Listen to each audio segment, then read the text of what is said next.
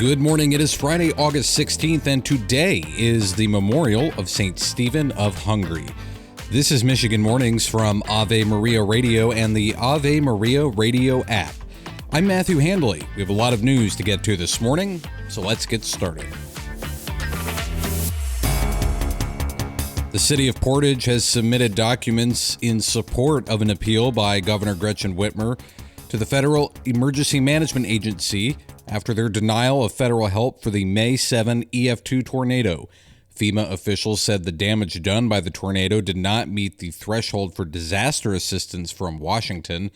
The city sent information from property owners to the state to give a more accurate assessment of the damage caused. The state has until September 21st to file the appeal. Officials are investigating after several cars caught fire outside the U.S. Postal Service facility at Harper Avenue and Woodhall Street yesterday.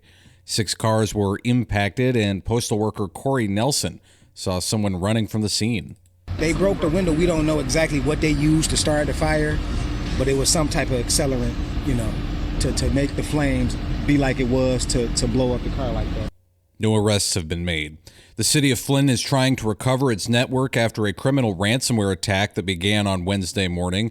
The city says 911 services, as well as police and fire dispatch, are unaffected, but the city cannot receive electronic payments for bills, and some employees are unable to access email or voicemail.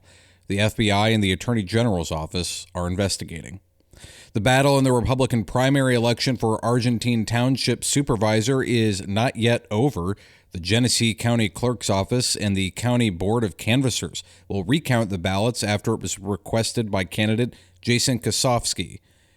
He finished with a tie for second with Mark Boyce, with each of them getting 334 votes, and Robert Cole won with 338 votes. Over 100 absentee ballots were marked invalid in this election. District Court Judge Kenneth King has been temporarily suspended by the 36th District Court Chief Judge William McConaughey for detaining a 15-year-old girl who fell asleep in his courtroom this week. King scolded Eva Goldman from the bench, had her handcuffed, and detained her in jail clothes. LaTorea Hill is the mother of the 15-year-old. I did see the video. I immediately was upset. I was mad. He took it out of proportion. Till agrees with the suspension of the judge. The teen was in the courtroom on a field trip. And ground has been broken on the state's first rehabilitation hospital for children. Mary Free Bed Rehabilitation Hospital officials were joined by Governor Whitmer and others for the ceremony in Grand Rapids yesterday. The Joan Setcha Children's Rehabilitation Hospital is being built on Wealthy Street across from Mary Free Bed, and they will be connected with a sky bridge. It's expected to open in 2026. This is Michigan Mornings from Ave Maria Radio. Now this.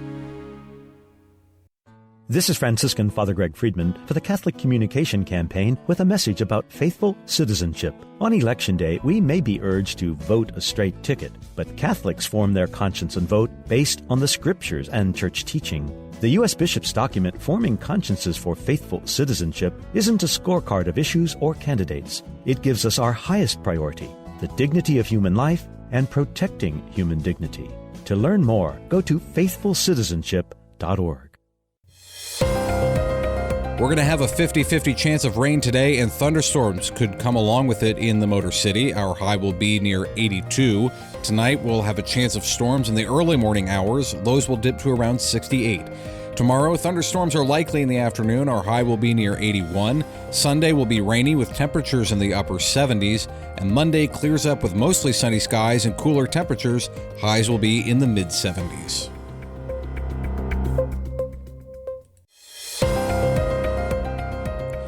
We're going to have a 50-50 chance of rain today, and thunderstorms could come along with it in the Saginaw Valley. Our high will be near 81. Tonight, we have a chance of storms in the late evening hours. Lows will dip to around 67.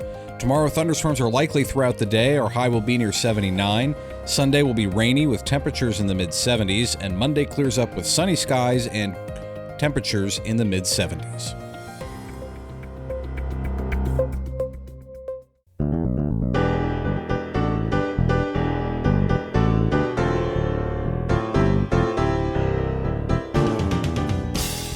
Welcome back to Michigan Mornings. I'm Matthew Handley, and I've got some more news to bring to your attention.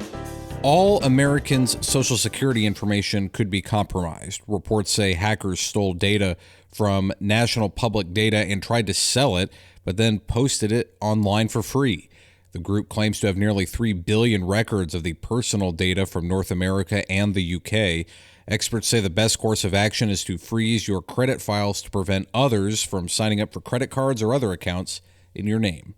Kamala Harris is expected to lay out her economic policies Friday during a campaign speech in Raleigh, North Carolina. Here's News Nation's Blake Berman. The Harris team is telling us that a major focus of her economic policy rollout in North Carolina will be tackling what they describe as the first ever federal ban on corporate price gouging. Now, they contend food and grocery corporations are, quote unquote, unfairly jacking up prices on consumers. The plan would allow for the Federal Trade Commission to levy penalties. Corporate price gouging is the term you will hear over and over again. At a press event at his New Jersey golf club yesterday, former President Donald Trump blamed Harris and President Biden for the high prices. As a result of Kamala's inflation price hikes, they've cost a typical household a total of $28,000. These are numbers coming from government. They're not coming from me. Today, Harris will also reportedly announce a plan to provide up to $25,000 in down payment support to first-time homeowners. And U.S. gymnast Jordan Chiles says the decision to strip her of her bronze medal feels unjust. She addressed the controversy in a statement posted on social media yesterday, saying, "I am now confronted with one of the most challenging moments in my career." On Sunday, the International Olympic Committee announced it would reallocate the floor exercise bronze medal to Romanian gymnast Ana Barbosu after a ruling by the Court of Arbitration for Sport.